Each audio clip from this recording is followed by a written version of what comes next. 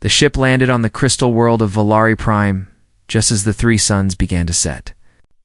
Lieutenant Tejo stepped off the transport and felt the alien air fill his lungs. It was thin and cold, nothing like the warm breeze of his hometown in Busan.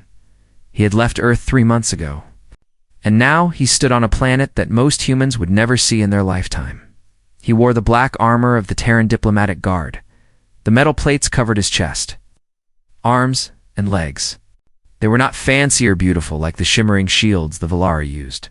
They were simple and strong, made from materials that humans had learned to forge through centuries of war. To the Valari, his armor probably looked like something from a museum. But Tejo did not care what they thought. He wore it because it meant something. It meant he was a soldier of Earth. A tall Valari official walked toward him. The alien had silver skin that seemed to glow in the fading sunlight. His eyes were large and pale blue, and he looked at Tejo the way someone might look at a stray dog that had wandered into a palace. "You are the human guard," the official said. His voice was smooth and carried a hint of disgust. "Follow me. The princess is waiting." Tejo said nothing. He simply nodded and followed. The palace of the Valari Empire was unlike anything on Earth. The walls were made of crystal that changed color with every step. The floors were so smooth and clean that Tejo could see his own reflection. Everywhere he looked, there were Valari nobles dressed in flowing robes of silver and gold. They whispered to each other as he passed. Some of them laughed. Others simply stared with cold, curious eyes. Tejo kept his face calm. He had been trained for this. The Terran Council had warned him that the Valari did not respect humans. They saw Earth as a young and foolish world, filled with creatures who killed each other over land and resources.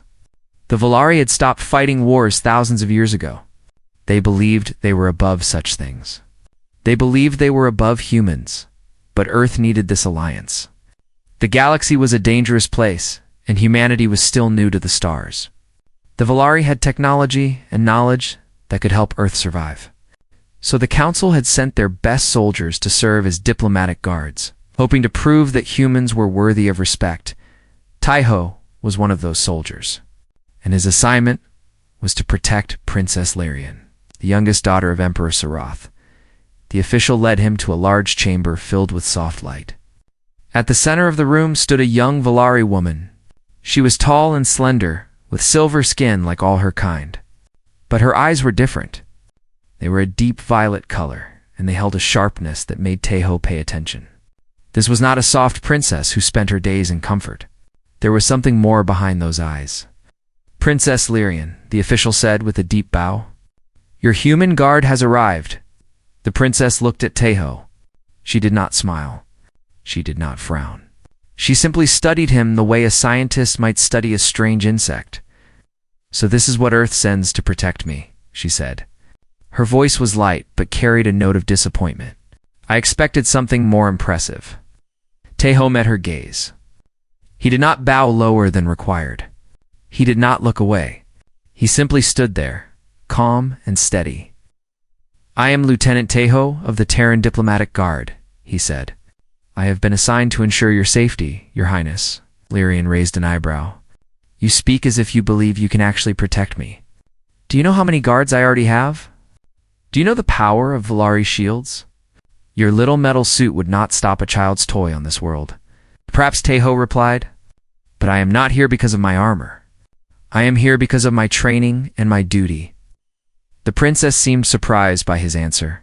Most humans she had met were nervous and eager to please. They bowed too low and spoke too quickly. But this one was different. He stood before her like he belonged there, like he had every right to be in her presence. "Interesting," she said softly. Then she waved her hand. "Very well. You may stay, but do not get in my way." The days that followed were long and difficult. Tejo followed the princess everywhere she went. He stood outside her chambers at night. He walked behind her during the day. He ate his meals in silence while Valari servants looked at him with pity or scorn. The other guards ignored him. They were Valari warriors, tall and proud, with energy shields that could stop any weapon. They saw Tejo as a joke, a primitive creature playing at being a soldier. Sometimes they would laugh and speak in their own language, clearly mocking him. Tejo understood some of their words. He had studied the Valari language before coming here, but he never let them know that he understood. He simply stayed silent and did his duty. Princess Lyrian watched him during these moments. She noticed that he never reacted to the insults. He never showed anger or shame. He just kept standing, kept watching, kept protecting. One evening, she found herself alone with him in the garden dome. The dome was filled with strange flowers that glowed in the darkness. It was her favorite place in the palace, a quiet spot where she could escape from the endless politics and ceremonies. "Why do you not react when they mock you?" she asked suddenly. Tejo looked at her. "Because their words do not change who I am, Your Highness." "And who are you?" "I am a soldier of Earth. I am here to protect you. That is all that matters." Lyrian sat down on a stone bench. She looked up at the artificial stars that decorated the dome's ceiling. "You are strange for a human," she said. "The others I have met were so eager to impress us. They wanted our approval so badly that they forgot their own dignity. But you act as though you belong here." Tejo considered her words. Then he spoke quietly. "I belong wherever I stand, Your Highness. My worth does not depend on what others think of me." The princess turned to look at him. For the first time, there was something other than curiosity in her eyes. There was respect. It was small and hidden, but it was there. "Perhaps humans are not as simple as I thought," she said. Tejo allowed himself a small nod. "We never are, Your Highness." That night, as Tejo stood guard outside her chambers, he thought about his home. He thought about his mother, who had cried when he left for the stars. He thought about his sister Yuna, who had made him promise to come back safe. He thought about the streets of Busan, the smell of the sea, the sound of people laughing in the markets. He was far from home. He was surrounded by beings who saw him as less than nothing. But he would not let them break him. He would stand tall and do his duty. He would show them what a human could be. And maybe, just maybe, he would teach this alien princess that there was more to humanity than she had ever imagined. 3 months passed on Valari Prime. The crystal towers still shimmered in the light of the 3 suns. The nobles still whispered and laughed when Tejo walked by. But something had changed. The princess had started to look at her human guard differently. It began with small things. She would ask him questions about Earth. What did the sky look like? What did humans eat? Why did they fight so many wars? At first, Tejo gave short answers. He was a guard, not a storyteller. But Lyrian was persistent. She kept asking, kept pushing, until he finally started to open up. He told her about the oceans of Earth, so vast that you could sail for weeks without seeing land. He told her about the mountains that touched the clouds and the forests that stretched for thousands of miles. He told her about the cities where millions of people lived together, building and creating and dreaming of the stars. "Your world sounds chaotic," Lyrian said one evening as they walked through the garden dome. "So many different nations, so many different languages. How do you not destroy each other?" Tejo smiled slightly. "We almost did. Many times. But we always found a way to survive." "How?" "Stubbornness," he said. "Humans do not know when to quit. Even when everything seems lost, we keep fighting. We keep hoping. It is not always smart, but it is who we are." Lyrian thought about this. The Valari had achieved peace long ago by removing conflict from their society. Everyone knew their place. Everyone followed the rules. It was orderly and calm. But sometimes Lyrian felt that something was missing. There was no passion, no fire. Everything was perfect, and yet it felt empty. Humans were different. They were messy and loud and often foolish, but there was something alive about them. Something that Lyrian found herself wanting to understand. The first assassination. Attempt came without warning. They were in the Grand Hall during a diplomatic ceremony. Ambassadors from a dozen worlds had gathered to discuss trade agreements. Tejo stood behind the princess, silent and watchful as always. The Valari guards stood at the edges of the room, their energy shields glowing faintly. No one saw the assassin until it was too late. A figure dropped from the ceiling, cloaked in some kind of light-bending technology that made them nearly invisible. The Valari guards did not react in time. Their shields were designed to stop energy weapons, not physical attacks. They had not trained for this kind of threat, but Tejo had. He moved before his mind fully processed what was happening. Years of training kicked in, the kind of training that Earth's military had developed through centuries of brutal warfare. He grabbed the princess and threw her to the ground, covering her body with his own. At the same time, his other hand drew the combat knife from his belt.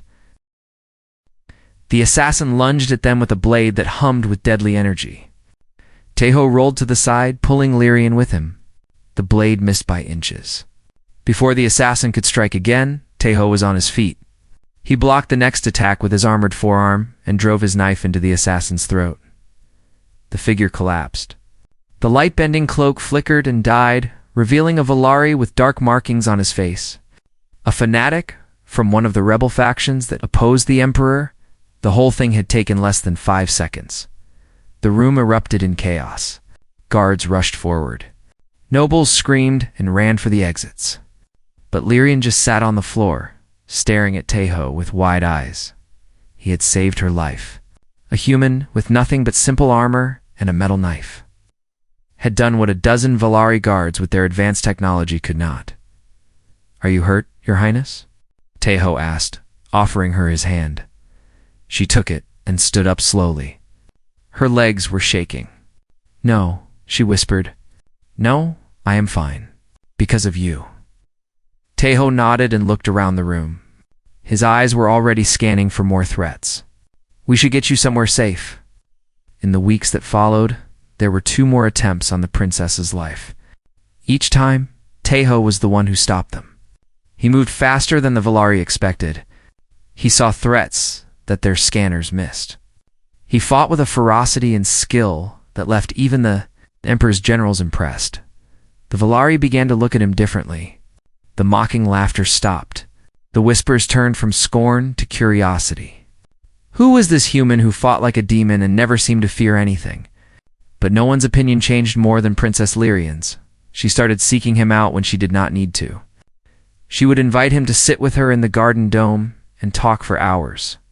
She asked him about his family, his childhood, his dreams. And slowly he began to answer. He told her about his father, who had died when Tejo was young. He told her about his mother, who worked 2 jobs to keep the family fed. He told her about his sister Yuna, who was studying to become a doctor and who sent him messages every week filled with news from home. "You miss them, Lyrian," said one night. It was not a question. Yes, Tejo admitted. "Every day, then why did you come here? Why leave everything you love for a world that treats you like dirt?" Tejo was silent for a long moment. Then he looked up at the artificial stars in the dome, because someone had to. Earth needs this alliance. We are still young in the galaxy, still weak compared to empires like yours. If serving here helps my people survive, then it is worth it. Even if it means giving up your life. Even then, Lyrian stared at him. In all her years, she had never met anyone like him. The Valari valued order and logic.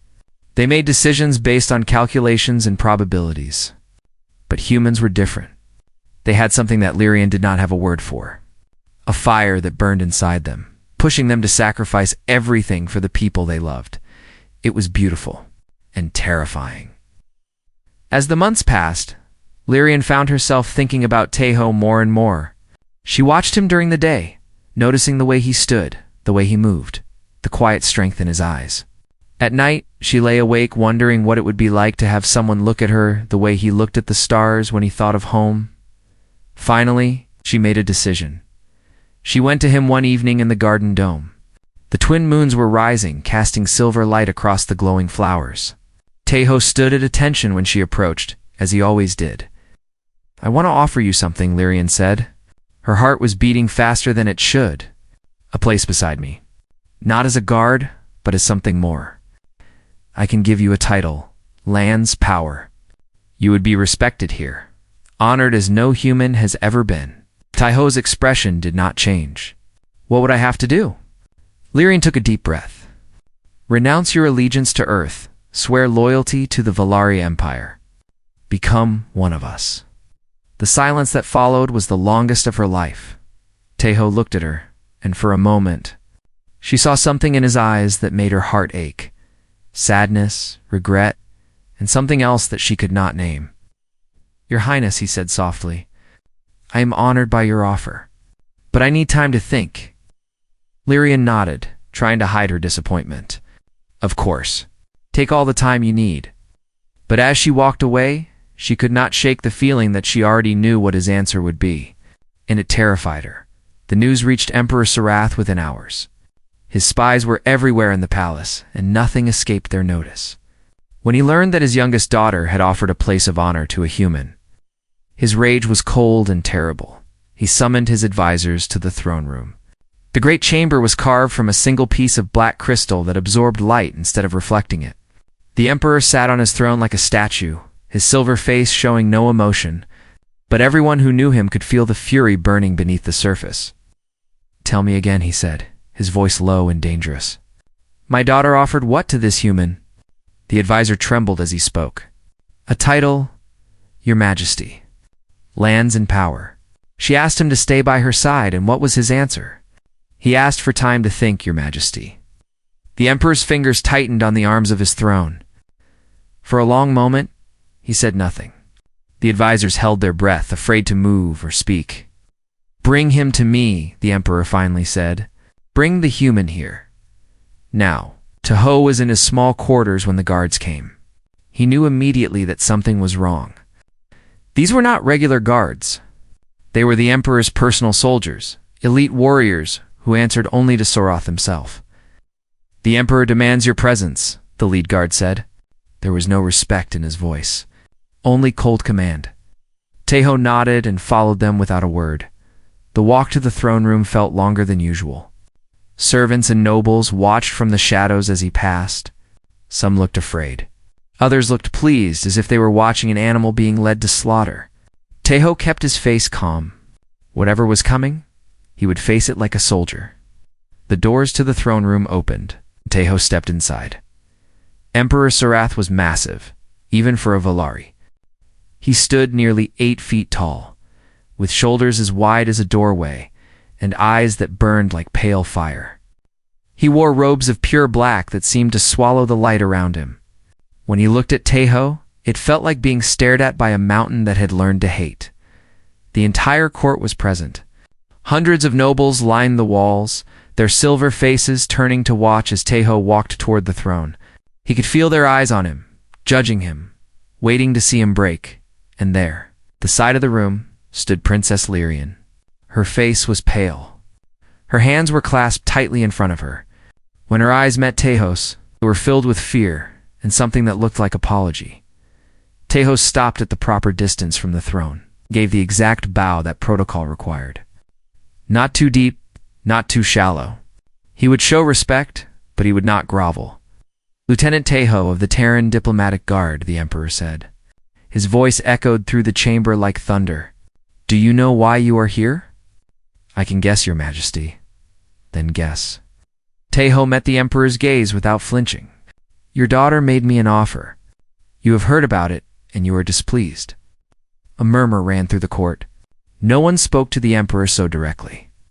No one dared. Sarath leaned forward on his throne. "Displeased is a small word for what I feel. My daughter, heir to the Valari throne, offered her hand to a creature of mud and blood. A human. A being whose ancestors were still living in caves when my people ruled the stars. I did not ask for her offer, Your Majesty, but you did not refuse it either." The Emperor stood up, and suddenly the room felt much smaller. He descended from his throne, each step shaking the floor. When he stopped in front of Taeho, he towered over the human like a giant looking down at an insect. "You have bewitched my daughter," Sarath said. "You have used some human trick to cloud her mind. There is no other explanation for why she would lower herself to consider such a thing. With respect, Your Majesty, I have done nothing but my duty, your duty." The Emperor laughed, and it was a terrible sound. "Your duty is to stand in corners and pretend to be useful. Your duty is to remind us why we should pity your pathetic species. Your duty is not to reach for things far above your station. Taeho said nothing. He simply stood there, his hands at his sides, his eyes steady. The emperor studied him for a long moment. Then he spoke again, and his voice was like ice. I will give you one chance, human. One chance to prove that you are not a complete fool. Kneel before me. Swear eternal loyalty to the Valari Empire. Renounce your world, your people, your identity as a Terran. Do this, and I will allow you to remain at my daughter's side. I will give you a position of honor in my court. You will live in comfort for the rest of your days. He paused, letting the words sink in. Refuse, and you will leave this world with nothing. You will be stripped of your armor, your rank, your dignity. You will return to Earth as a failure, a man who was offered everything and chose to be nothing. Ow. The court was silent. Everyone was watching, waiting to see what the human would do. They all expected him to kneel. What other choice did he have? He was one man against an empire. He was a primitive creature being offered more than any human had ever been given. Only a fool would refuse. Lyrian stepped forward. Taeho, please. Her voice was barely a whisper. Just say the words. It does not have to mean anything. You can still be who you are in your heart. Just give him what he wants. Taeho looked at her.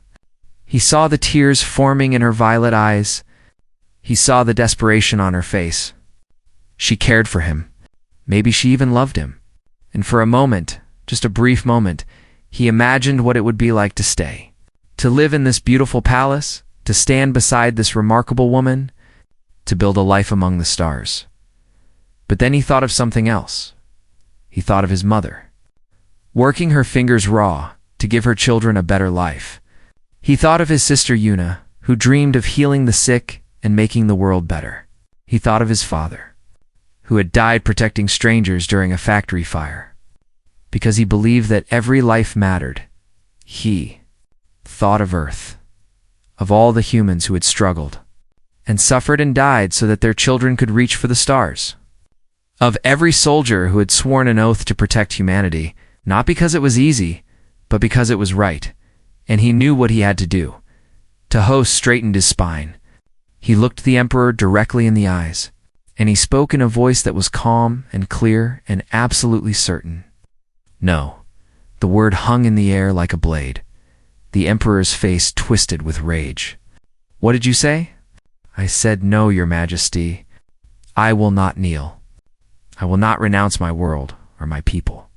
I am a soldier of Earth, and I will remain one until the day I die. The court erupted in shocked whispers. No one had ever refused the emperor. No one had ever dared. Lyrian covered her mouth with her hands.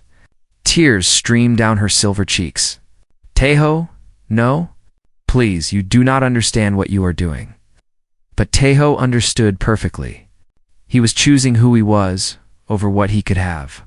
He was choosing his soul over his comfort, and he would not apologize for it. The emperor stared at him for a long moment.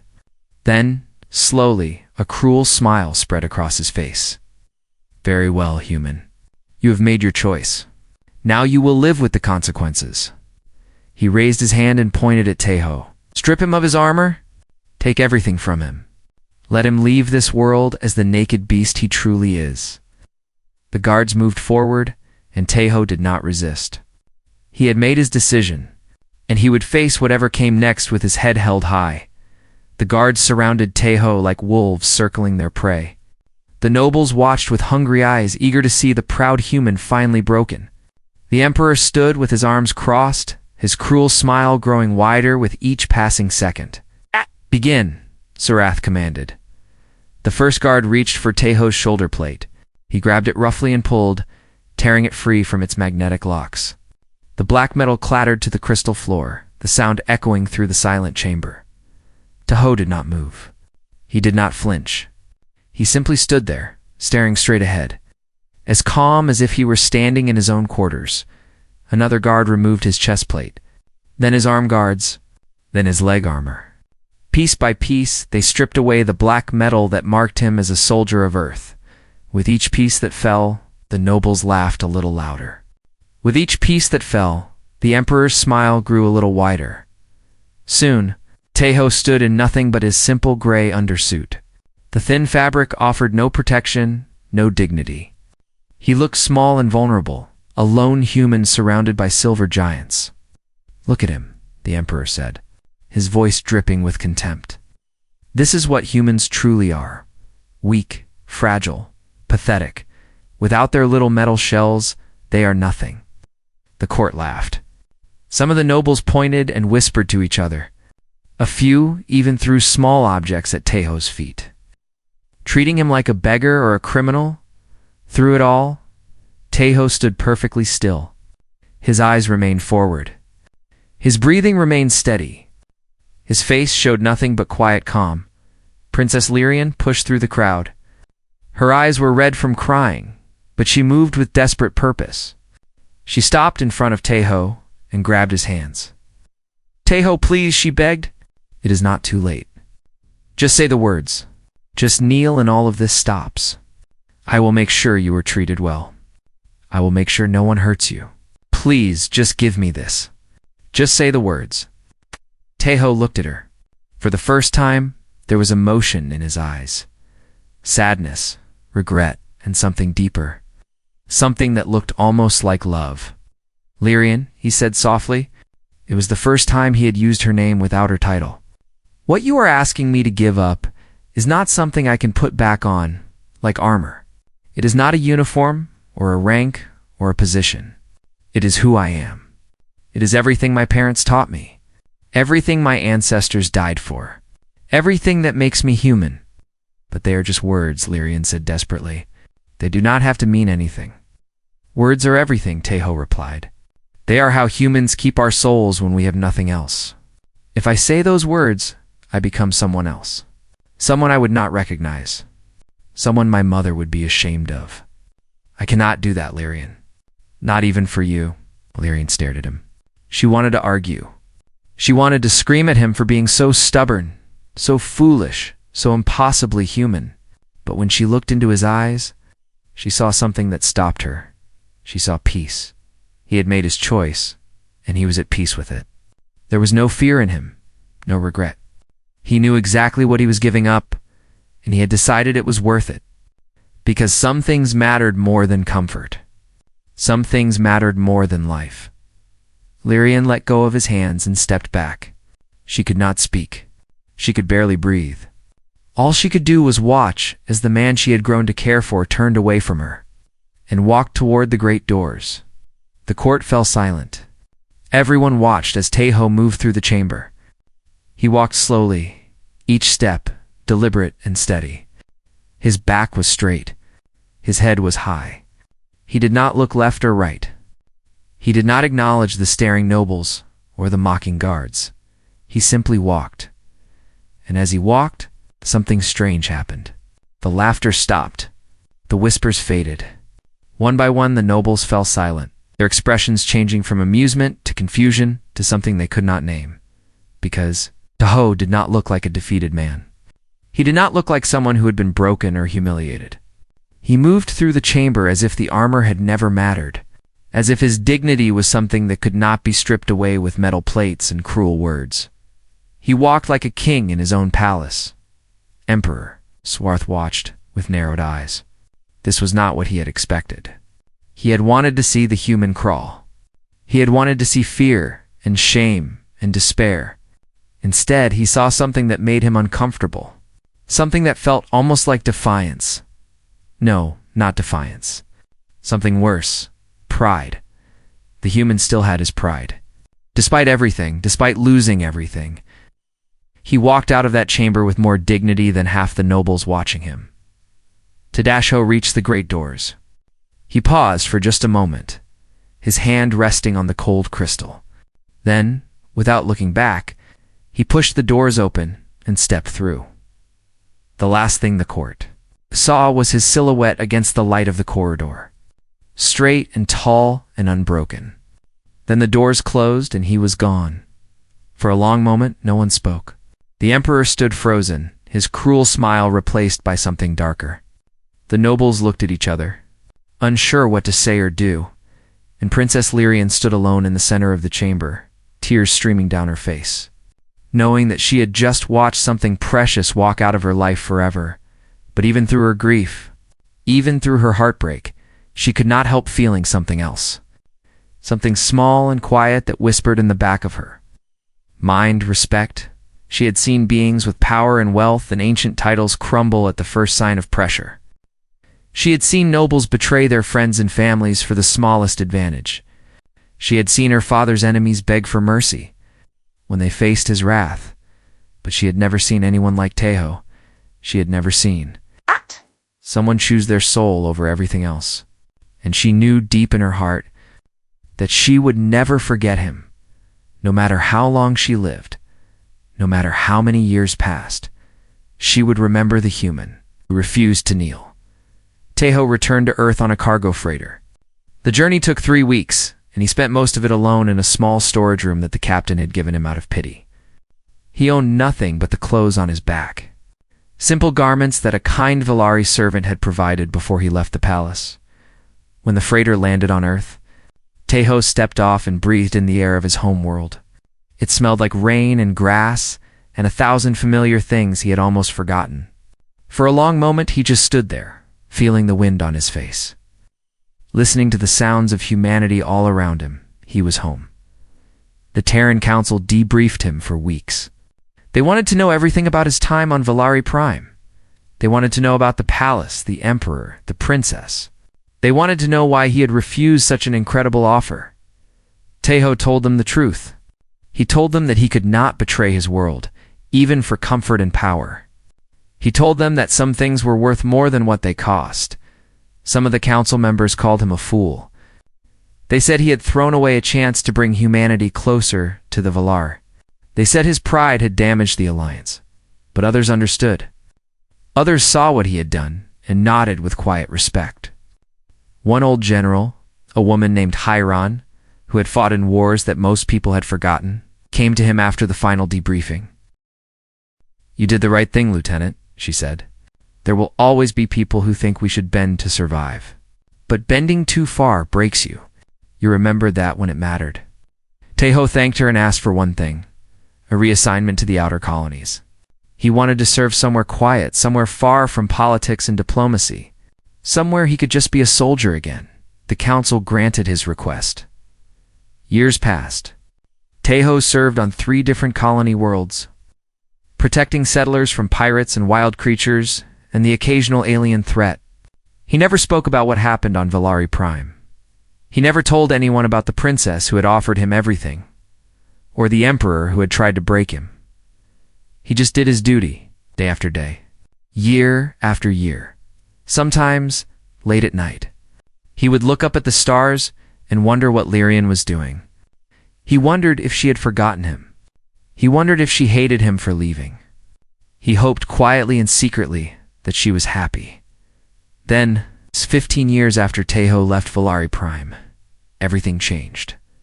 A war broke out on the other side of the galaxy. A race called the Vorn, ancient and powerful, decided to expand their territory. They swept through system after system, destroying everything in their path. The Valari Empire, proud and confident, sent their fleets to stop the invasion. They failed.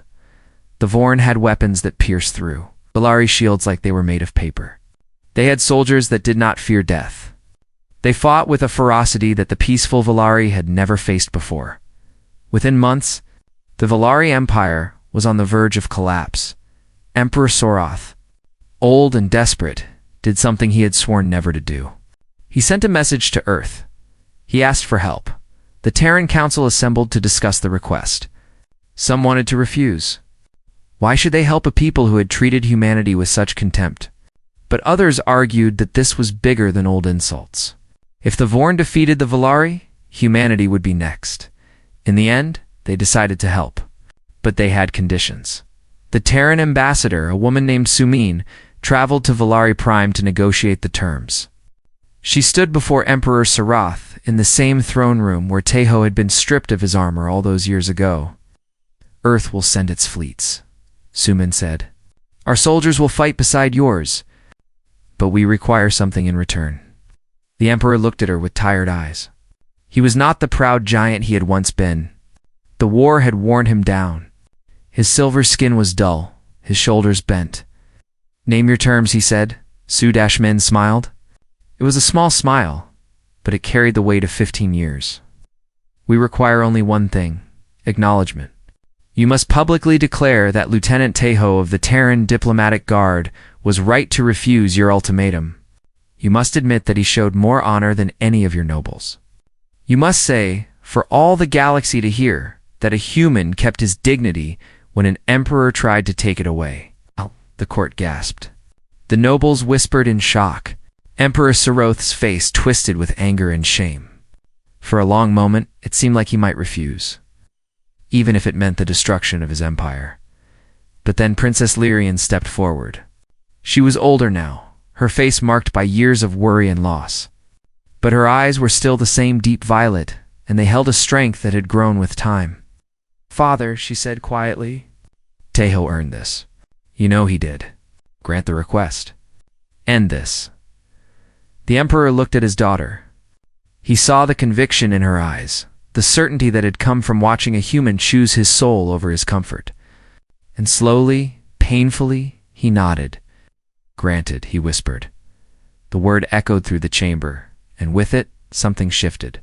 Something that had been wrong for 15 years was finally made right. Somewhere on a distant colony. Taeho heard the news. A young soldier ran up to him, excited and breathless. He was talking about the Terran fleet and the Valari alliance and the incredible demand that the ambassador made. Tae-Ho listened in silence. When the soldier finished, he nodded once and looked up at the stars. He had lost his armor. He had lost a princess. He had spent 15 years wondering if any of it had mattered. Now he knew it had mattered.